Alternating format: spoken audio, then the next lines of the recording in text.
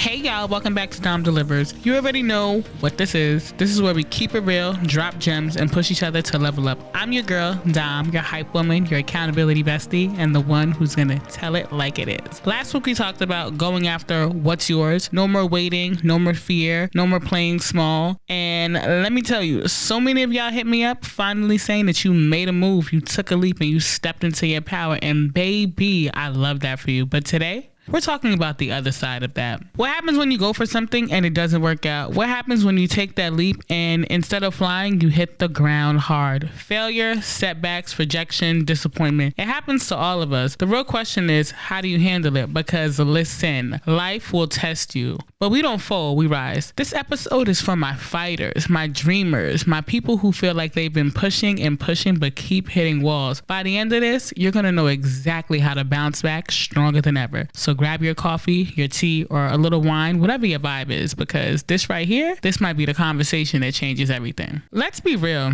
failure hurts. It was 2011. I was in my tiny apartment, living in NYC, staring at my laptop. I finally decided to check my teaching certification exam results. I needed 2 points to pass to step into my dream career, but baby, I failed. I was completely devastated, upset, irritated, agitated. I just felt like my dreams literally slipped through my fingers. My man at the time, oh baby, he tried to be supportive. That man gave me nothing but words of affirmation. He encouraged me, but nothing that he was saying could make me shake this feeling. You know what? Doubt decided to crawl in, and I began to question myself. I kept asking myself, what if I'm not good enough? What if I'm wasting my time? It literally felt as if a door was slammed in my face and my dreams instantly disappeared. But here's what I had to realize, that failure didn't mean that I wasn't meant to be an educator. It just meant that I had to fight for it. My mother used to always tell me these little Jamaican proverbs. Here's one of my favorites. By the sweat of your brow, you shall eat bread. I essentially took those words to heart,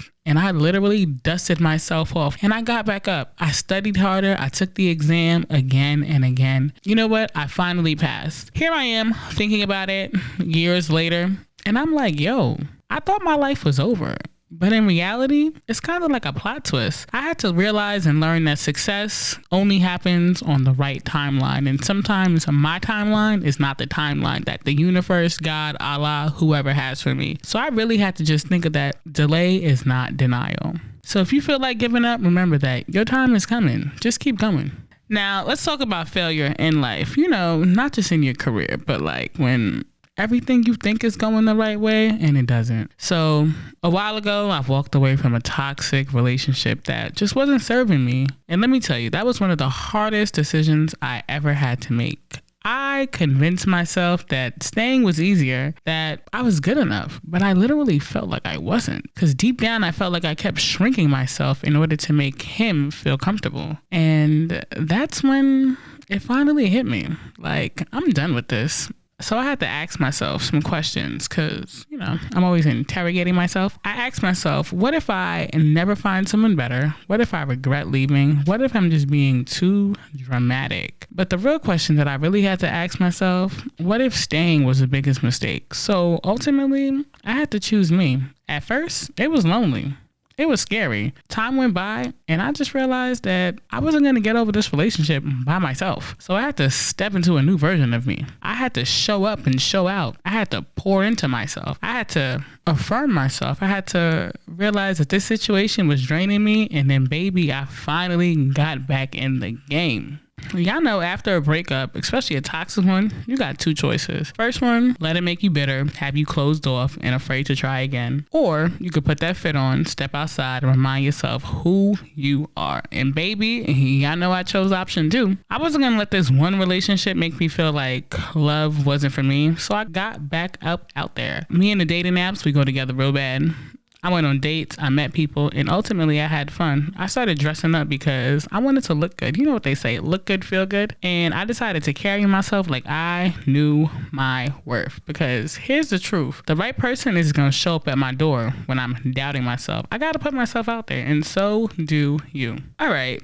Let's really get to the nuts and bolts of this. How do you really bounce back from a failure, heartbreak, or rejection? Because let's be real, sometimes life will humble you. Here's what I know. Just because something has knocked you down doesn't mean that you got to stay there. I feel like the first thing that we could do is feel it, but don't get stuck there. You know, we're all human. It's okay to be hurt, disappointed, angry, cry if we need to, but don't build a house out of your pain. Secondly, I feel like you can reframe failure as feedback. Failure isn't the end, it's just the information. Instead of saying that I failed, say I learned. Instead of thinking I wasted my time, remind yourself I gained an experience. That mindset shift will change everything because you'll just start walking into spaces and feeling better about yourself and navigating the world or the space that you operate from a different lens. Takes me to my third point. I want you to walk in rooms as if you belong there. Own it. Confidence isn't about being the loudest. It's about knowing who you are and knowing that you deserve to be in a room. So keep your head up, speak with conviction, and stop second guessing yourself. Lastly, I want you to remember that your story is still being written. This chapter, it's over, but the book is far from finished. Your comeback season starts now. I want you to take action. I want you to challenge yourself. You know, an episode of Dom Delivers is not an episode if you're not doing no work. So first things first, I want you to face it. Whatever's been holding you back, call it out. Stop avoiding it. Then I want you to find the lesson. What did this setback teach you? How did you shift your mindset? And baby, you got to make a power move. You got to take one little step forward, apply for that job, start that business, go on that date, and show up for yourself. Reach out to me on the socials, Don Diva Dom, and let me know how you're showing up for yourself. And if this episode hit, send it to a friend. Let's spread the energy. Peace.